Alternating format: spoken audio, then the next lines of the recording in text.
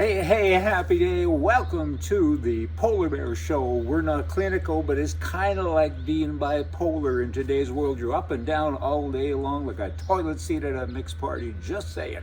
Brian Loving is my name, and I'm here to share profound stuff with you, so just stand by.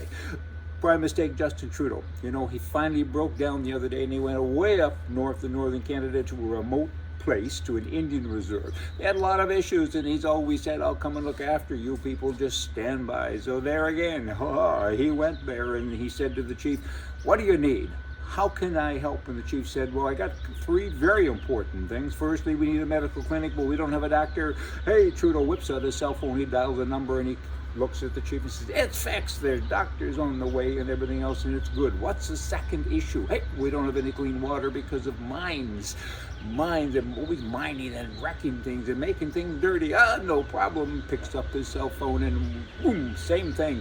Gets off the phone, looks at the chief and says, it's fixed. The mine, we're gonna put him in jail, leaving all those miners and everything else. You're good. What's the third thing? Chief looks at him and says, we don't have cell service up here. Hey, that would pretty much describe what the prime mistake is all about. You know, I speak a lot about racism because it disturbs me when I see so much of it, and mostly directed at governments, because they do things to entice things. I mean, I understand that there's been racism in the world. We all understand and get that, but they seem to, they're always throwing gas on the fire, right?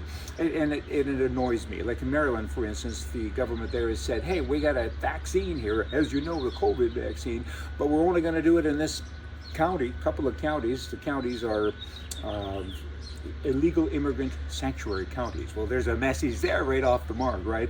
But we're going to launch this special clinic, and that means we're only going to vaccinate people that are here illegally and people of color.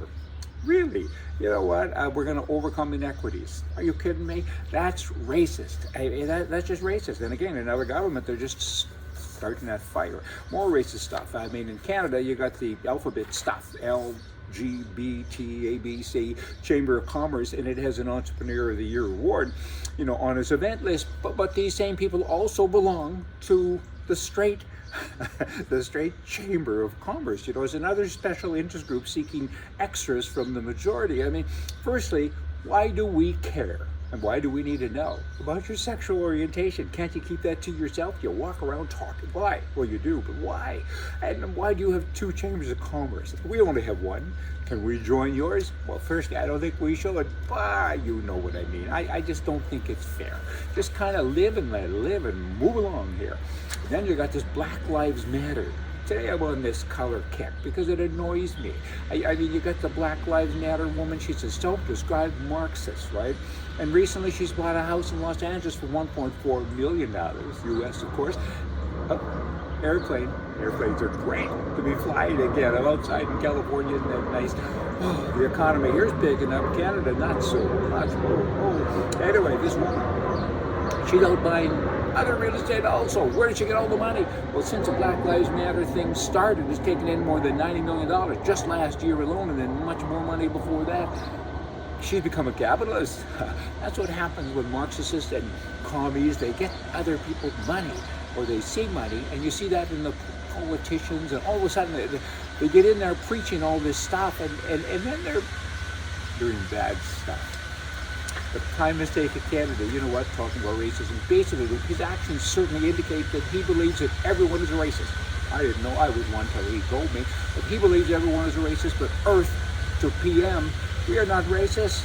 You're an idiot. White fathers of white children need to advise their white children how to conduct themselves in a society that blames white people for all evil things that have happened in the world. Include the color chat, maybe with a birds and bees chat. I mean, I don't know, but you do need to tell them that you will be blamed by the press, mostly white liberal press. You will be blamed for things that happened under your watch hundreds of years before you were alive. There were white slaves too, but that's not your business, and you shouldn't know that. Vikings used to go to England, capture white people, take them back to Norway, and they were slaves forever. But again, that's not relevant. And as white people, you'll be called names like a supremacist, bigot, racist, and a cracker. In virtually all cases, it'll only be because of your color, because you're white, no other reasons. Racists predict, perceive, and preview their predictions as to what white folk do and have done. They hate us. The white liberals, they do hate us. You know, and again, black people, people of color, I don't think they mind us that much. but the press, they don't like it. They blame us for everything. And it's just amazing. You know what? What is the bloody problem? You do need to prepare your children, all you white people, for that, because there's racial injustice and unfairness because they're white. I mean, governments don't provide jobs. They say these jobs, these positions are only available to people of color. If you're white, don't apply. And your children will feel that. They will feel it, and they may look at colored people with a problem, right? Or create their own little inside problem, and that's not proper. You need to tell them it's not those people, it's the government. The governments have come in and they think they're saving somebody, and they're not. They're hurting everyone. Now, keeping with the polar bear stuff, you know, kind of up and down and around. Are you still with me?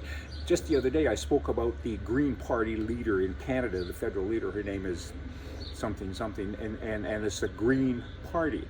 And she says, my success, I've already said this, of course, as I said, blah, blah, blah. She said, you know what, because I'm black, nobody likes me. Well, how did you get the leadership? Duh. But she goes on and on. She's playing the race card all of the time. I mean, the white press, the media press is kind of feeding into this thing. So, you know what, I have a story for her. Years ago in Alabama, in the deep south, there was a bus driver standing there, and blacks and whites were getting on the bus, and he said, blacks at the back of the bus and whites at the front of the bus. And a guy came along and said, come on, treat everybody equally, pretend they're green, like the leader of the Green Party, pretend they're green. He said, hey, a good idea. Dark green at the back of the bus, light green at the front of the bus. Y'all come back tomorrow. We'll have more for you from the right. See ya.